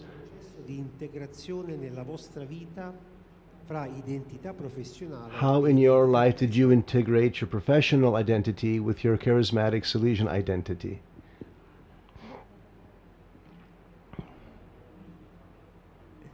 Va bene, ma Pierluigi poi può So certainly my friend can speak after me, but for my part, the integration of my charismatic identity with my professional charismatic, as I said before, it's been many years that my professional identity that was built up over many years in international relations and foreign languages kind of wove together with my charismatic identity, because for more than 8 years I was involved in Salesian youth ministry at the world level, and then after a few months of national involvement where I was more face to face with the local realities, especially in Italy, and they were different realities, I got involved in many planning projects with ongoing study possibilities, got involved with political political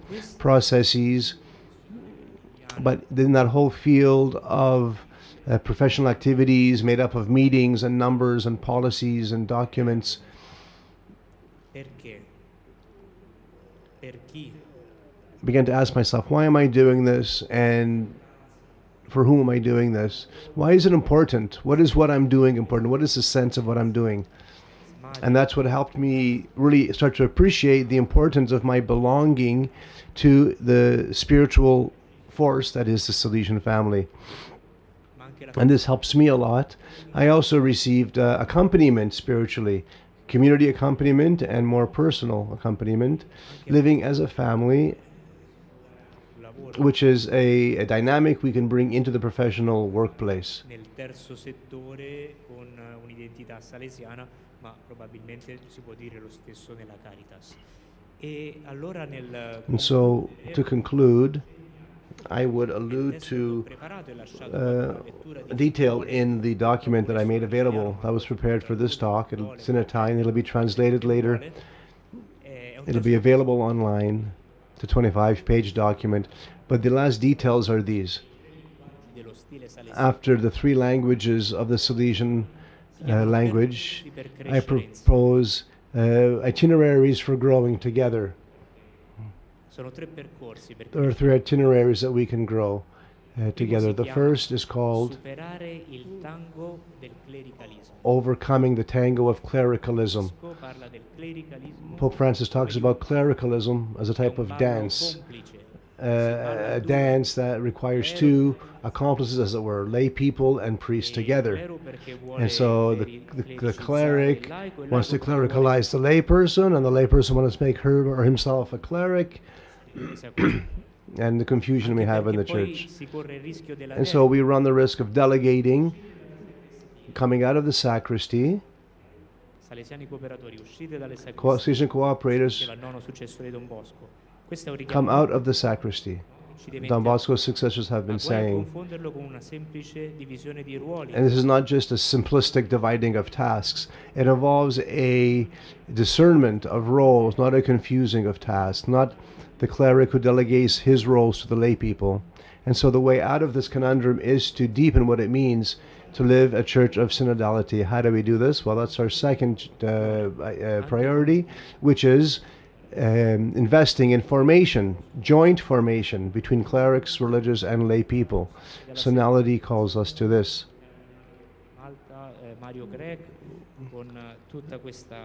And there is a mechanism that's been started in the church and trusted to Monsignor Grech of Malta to develop this. The third and final itinerary is to deepen specific areas of lay involvement. One, education to love, and two, knowledge and implementation of the social teachings of the church. These two areas of commitment would allow lay people to do a tremendous amount of good for the transformation of the world.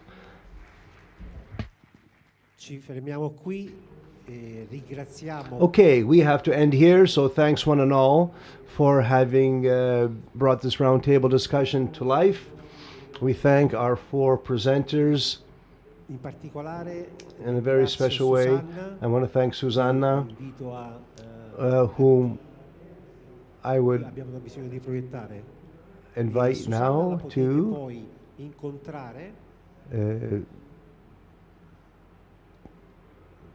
Federica is back.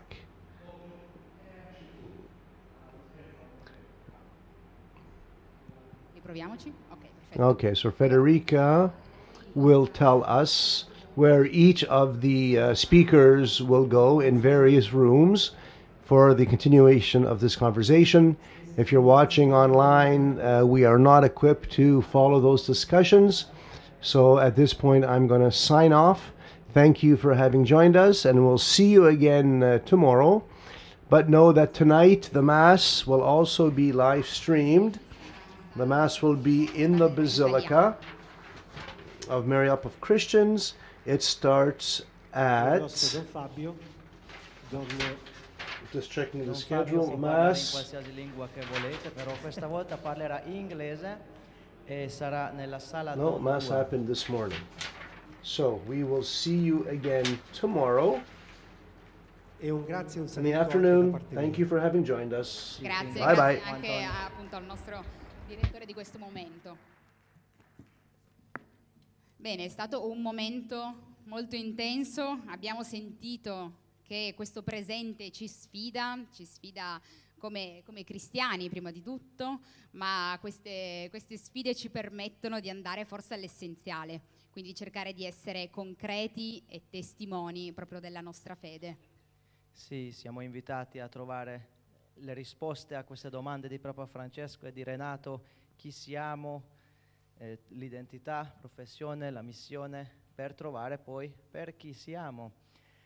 Adesso noi siamo qui per voi, un annuncio ancora per questi incontri. Abbiamo spostato un pochino invece di... A few updates. And so instead of starting at 6 o'clock, we're going to give you some spare time. And so at 6:15, we will resume the discussions. So have a little break, and then you can get to the group that you want to join. La nostra famiglia salesiana, abbiamo ancora un video della congregazione. We want to leave you one last video of one of the female groups of our congregation. The Sisters of St. Michael the Archangel. The Congregation of the Sisters of St. Michael the Archangel, popularly known as the Michaelites. our history.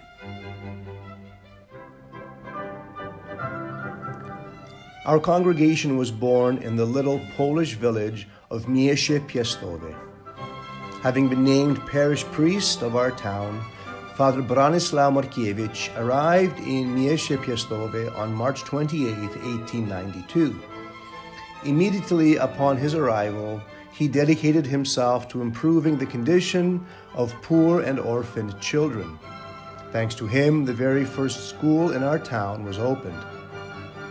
This was at the end of the 19th century, at a time when Poland was still under foreign occupation. At the same time, Father Bronislaus was working on many fronts, helping those struggling with alcoholism and unemployment, and dealing with the resurgence of nationalism in the hearts of the Polish people. Day by day, he gathered more and more faithful to himself. Among them was a young girl named Anna Kaworek, the future co-foundress of the Congregation of the Sisters of St. Michael the Archangel. On August 21st, 1928, thanks to Bishop Anatol Nowak, our congregation was officially approved. Today, the congregation lives the charism of our founding father, striving for the glory of God throughout the world. The sisters have 27 houses in Poland and 11 abroad. Our founders.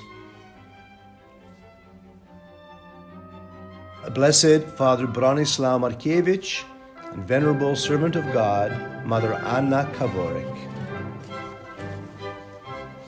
Bronislaus Markiewicz was born on June 13, 1842 in Prusznik and was one of 10 children in the Markiewicz family.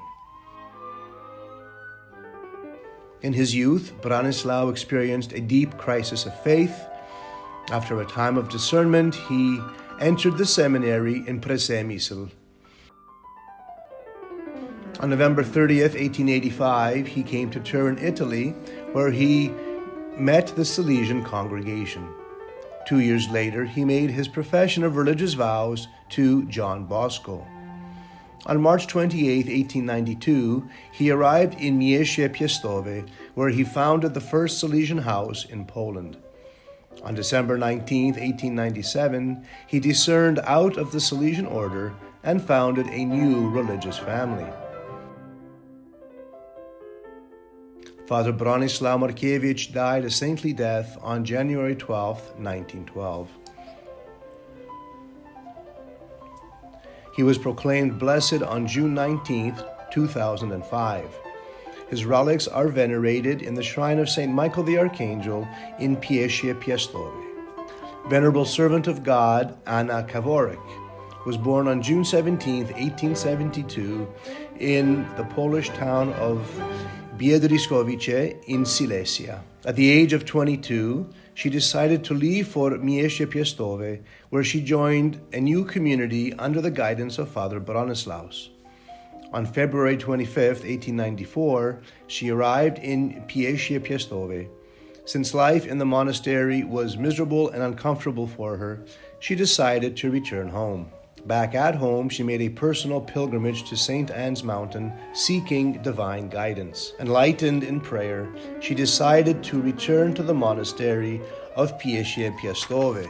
Here, she dedicated herself entirely to improving the miserable condition of many children. On March 5, 1897, she made her first profession of vows to Father Markiewicz, even though the sisters' congregation had not yet been founded. Once the congregation was approved in 1928, Mother Anna Kaworek was elected Mother Superior. Mother Anna died on December 30th, 1936. Prayers for her beatification have been raised to God since 1993. Our spirituality and charism. Our spirituality can be summed up in two phrases: who is like God, and temperance and work. Our patron is St. Michael the Archangel, who fights for the glory of God. He is the guardian of all believers and fights incessantly against Satan. Quis ut Deus, who is like God? This calls us to adoration and the glorification of God. We take up the fight for the salvation of souls, fighting with the sword of prayer and the word of God. We strive to show the world that only in God can one find true joy and lasting peace. Temperance. The happiest people are those who live temperate lives, who love God with all their heart and their neighbor as themselves. These are the ones who take up their cross. This quote from Blessed Father Branislaw Markiewicz. Regarding work, Father Markiewicz identifies various types of work: spiritual work,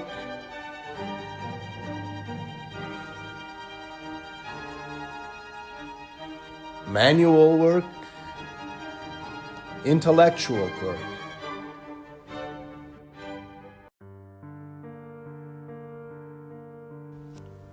Apostolic activity.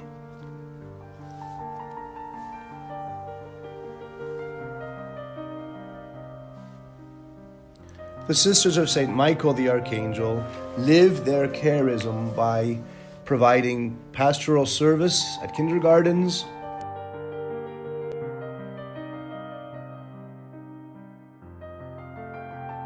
running oratories,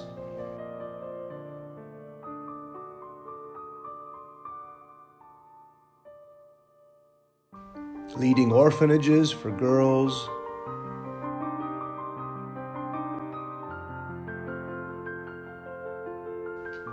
running care homes for children,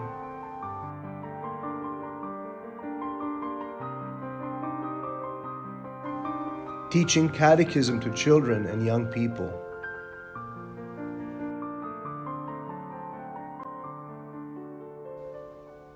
they offer spiritual retreats, days of recollection, and courses on vocational discernment. They organize meetings, pilgrimages, and outings.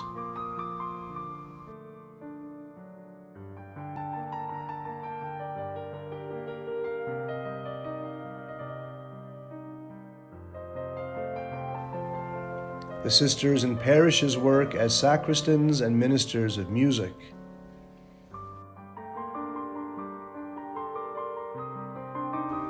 Missions.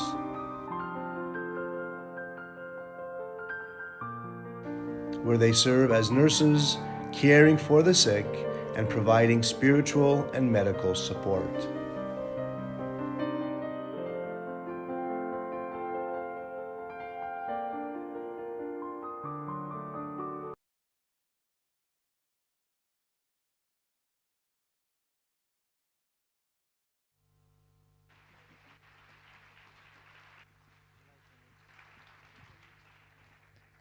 Allora, ringraziamo per il video e adesso quando ci vedete sempre arriveranno gli annunci brevi.